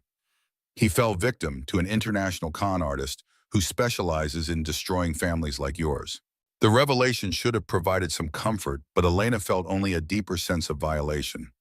Alexander hadn't just betrayed her with his mistress, he had been manipulated by a professional criminal who had probably never felt genuine emotion toward him. Ojo Martinez, what about the federal documents presented in court yesterday? Sophisticated forgeries probably created by Victoria's network. They have resources and expertise that allowed them to create convincing documentation on very short notice. Elena realized that Victoria's desperate confessions during Friday's dinner had actually been a calculated performance designed to manipulate Elena into premature legal action that could be discredited through fabricated federal evidence. Mrs. Harrington, we believe Victoria anticipated your investigation and prepared the fake federal operation as a backup plan to discredit any evidence you gathered. Martinez explained that Elena's dinner party recordings had been forwarded to federal authorities by Dr. Morrison, who had been suspicious of the sudden appearance of federal investigations that hadn't been coordinated with local law enforcement. Elena, you actually did gather evidence of conspiracy and murder. Victoria's admissions were genuine. She just had a plan to discredit them if necessary. Elena felt vindicated and manipulated simultaneously. She had been right about the conspiracy, but her enemies had been several steps ahead of her legal strategy. Agent Martinez, what happens now? Now we need your continued cooperation to expose the full scope of Victoria's criminal network.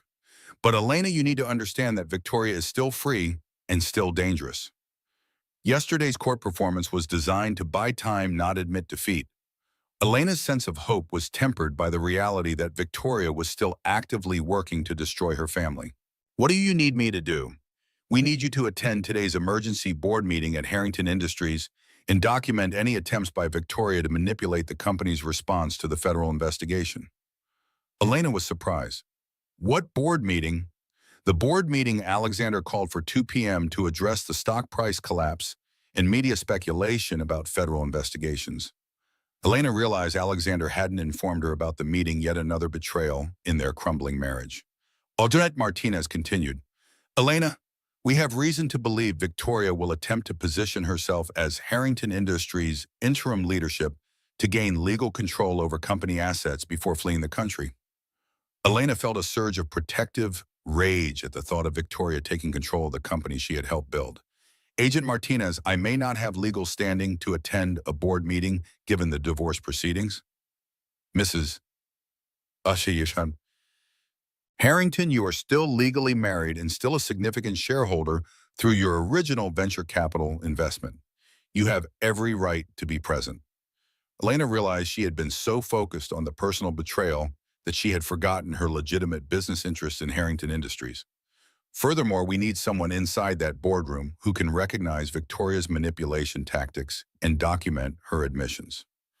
Agent Martinez provided Elena with sophisticated recording equipment disguised as standard business accessories, a pen that recorded audio, a briefcase with hidden cameras, and a watch that could transmit real-time audio to federal surveillance teams. Elena, this is dangerous. Victoria has already committed murder to protect her schemes. If she realizes you're working with federal authorities, she may escalate to direct violence. Elena thought about her mother's death, Marcus's accident, and the systematic destruction of everything she had built over the past decade. Agent Martinez, Victoria has already taken everything from me except my daughter's future. I'm not afraid of her anymore. Elena spent the remainder of the morning preparing for what might be the most important performance of her life. She dressed in her most authoritative business suit, a charcoal gray ensemble that projected the competence and